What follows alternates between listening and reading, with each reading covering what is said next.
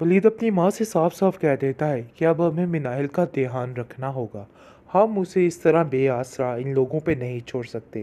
जिस पर मिनाहिल कहती है कि चाहे जो कुछ मर्जी हो जाए, मुझे रहना तो उन्हीं लोगों में है, क्योंकि वो जान चुकी है कि यहाँ पे मामले कभी भी ठीक नहीं हो सकते, बल्कि मामलात ख़राब ही होंगे। उसके लिए काफ़ी ज़्यादा परेशानी पड़ चुकी है, उसको समझ नहीं आ रही कि वो करे तो क्या करे। लेकिन जी आप देखेंगे कि इस बात की समझ खुद वलीद को नहीं आ रही कि आखिर वो किस रास्ते पे चल रहा है, जिस रास्ते पर उसको नहीं चलना चाहिए। बार बार हालात उसको वहीं पे खींच के ले आते हैं। बहुत ज़्यादा परेशान हो चुकी है मिनाहिल भी, क्योंकि जैसे ही ज़ारा उस घर में आती है, अपनी सारी याद बीती सुनाती है और अपनी हर बात का गुस्सा जो है वो इस पर निकालती है और उसको कहती है कि तुम जो काम करने की कोशिश कर रही हो ना, मैं बड़े अच्छे तरीके से जानती हूँ। मैं तुम्हें अच्छे तरीके से जान चुकी हूँ, इसलिए बेहतर यही है कि मेरे साथ इस किस्म की ड्रामेबाजियाँ मत करना। जिस पर मिनाहिल कहती है कि मेरे साथ कोई भी ऐसी बात बोलने की ज़रूरत नहीं है, क्योंकि मैंने ऐसा कुछ नहीं किया है। तुम जैसी हो, तुम दूसरों को भी अपने बारे में ही समझती हो और तुम्हें ऐसा लगता है कि बाकी सब भी ऐसे हैं, हालांकि ऐसा कुछ भी नहीं है। अपने दिल से फजूलियात निकाल दो और दूसरों पर इल्ज़ाम लगाने छोड़ दो। लेकिन जी आप देखेंगे कि बहुत ज़्यादा गुस्से में आ जाता है वलीद, क्योंकि उसको पता चल जाता है कि ज़रा फजूल किस्म की बातें कर रही है और बार बार एक ही बात किए जा रही है, यानी कि मिनाहिल को जलील करने की बातें कर रही है और प्लानिंग्स कर रही है। जिस पर उसको कहता है कि एक इशारे की ज़रूरत है, हम सब उसको निपट लेंगे और हमें पता है कि इसको कैसे ठीक करना है। जिस पर वो साफ साफ वलीद को मना कर देती है कि नहीं, कोई भी ऐसी बात करने की ज़रूरत नहीं है, मुझे पता है कि हर चीज़ आ जाकर मेरे ऊपर ही पड़ने वाली है। लेकिन जी आप देखेंगे कि परेशानी उसके लिए इस बात की है कि ज़ारा भी अब इस घर में आ चुकी है और हर वक्त उसको मज़ीद ताने तिश्ने सुनने पड़े हैं।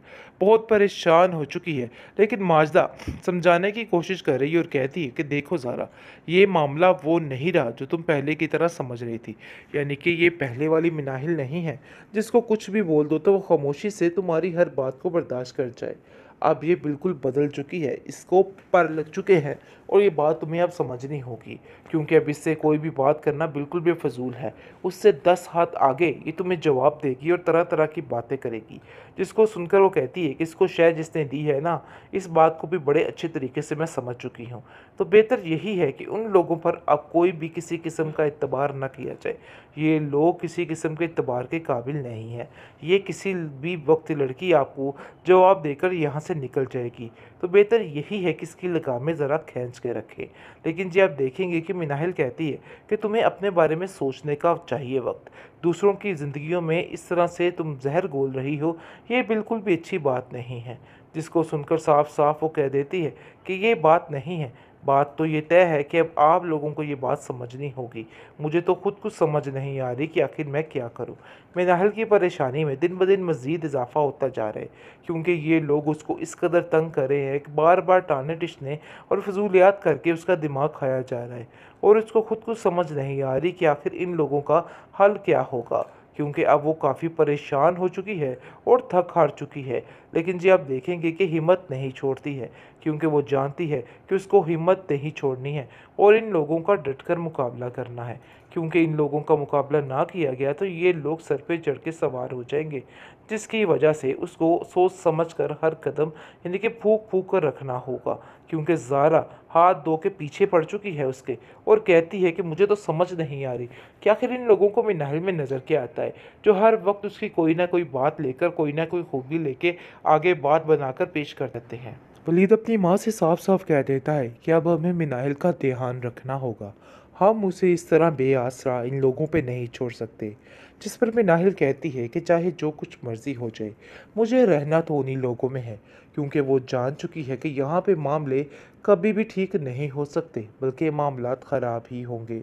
उसके लिए काफ़ी ज़्यादा परेशानी पड़ चुकी है, उसको समझ नहीं आ रही कि वो करे तो क्या करे। लेकिन जी आप देखेंगे कि इस बात की समझ खुद वलीद को नहीं आ रही कि आखिर वो किस रास्ते पे चल रहा है, जिस रास्ते पर उसको नहीं चलना चाहिए। बार बार हालात उसको वहीं पे खींच के ले आते हैं। बहुत ज़्यादा परेशान हो चुकी है मिनाहिल भी, क्योंकि जैसे ही ज़ारा उस घर में आती है, अपनी सारी याद बीती सुनाती है और अपनी हर बात का गुस्सा जो है वो इस पर निकालती है और उसको कहती है कि तुम जो काम करने की कोशिश कर रही हो ना, मैं बड़े अच्छे तरीके से जानती हूँ। मैं तुम्हें अच्छे तरीके से जान चुकी हूँ, इसलिए बेहतर यही है कि मेरे साथ इस किस्म की ड्रामेबाजियाँ मत करना। जिस पर मिनाहिल कहती है कि मेरे साथ कोई भी ऐसी बात बोलने की ज़रूरत नहीं है, क्योंकि मैंने ऐसा कुछ नहीं किया है। तुम जैसी हो, तुम दूसरों को भी अपने बारे में ही समझती हो, और तुम्हें ऐसा लगता है कि बाकी सब भी ऐसे हैं, हालांकि ऐसा कुछ भी नहीं है। अपने दिल से फजूलियात निकाल दो और दूसरों पर इल्ज़ाम लगाने छोड़ दो। लेकिन जी आप देखेंगे कि बहुत ज़्यादा गुस्से में आ जाता है वलीद, क्योंकि उसको पता चल जाता है कि ज़रा फजूल किस्म की बातें कर रही है और बार बार एक ही बात किए जा रही है। यानी कि मिनाहिल को जलील करने की बातें कर रही है और प्लानिंग्स कर रही है, जिस पर उसको कहता है कि एक इशारे की ज़रूरत है, हम सब उसको निपट लेंगे और हमें पता है कि इसको कैसे ठीक करना है। जिस पर वो साफ साफ वलीद को मना कर देती है कि नहीं, कोई भी ऐसी बात करने की ज़रूरत नहीं है, मुझे पता है कि हर चीज़ आ जाकर मेरे ऊपर ही पड़ने वाली है। लेकिन जी आप देखेंगे कि परेशानी उसके लिए इस बात की है कि ज़ारा भी अब इस घर में आ चुकी है और हर वक्त उसको मज़ीद ताने तिश्ने सुनने पड़े हैं। बहुत परेशान हो चुकी है, लेकिन माजदा समझाने की कोशिश कर रही है और कहती है कि देखो ज़ारा, ये मामला वो नहीं रहा जो तुम पहले की तरह समझ रही थी। यानी कि ये पहले वाली मिनाहिल नहीं है जिसको कुछ भी बोल दो तो वो खामोशी से तुम्हारी हर बात को बर्दाश्त कर जाए। अब ये बिल्कुल बदल चुकी है, इसको पर लग चुके हैं, और ये बात तुम्हें अब समझनी होगी, क्योंकि अब इससे कोई भी बात करना बिल्कुल भी फजूल है। उससे 10 हाथ आगे ये तुम्हें जवाब देगी और तरह तरह की बातें करेगी, जिसको सुनकर वो कहती है कि इसको शायद जिसने दी है ना, इस बात को भी बड़े अच्छे तरीके से मैं समझ चुकी हूँ। तो बेहतर यही है कि उन लोगों पर अब कोई भी किसी किस्म का एतबार न किया जाए। ये लोग किसी किस्म के एतबार के काबिल नहीं है। ये किसी भी वक्त लड़की आपको जवाब देकर यहाँ से निकल जाएगी। तो बेहतर यही है कि इसकी लगामें ज़रा खींच के रखें। लेकिन जी आप देखेंगे कि मिनाहिल कहती है कि तुम्हें अपने बारे में सोचने का चाहिए वक्त। दूसरों की ज़िंदगियों में इस तरह से तुम जहर घोल रही हो, ये बिल्कुल भी अच्छी बात नहीं है।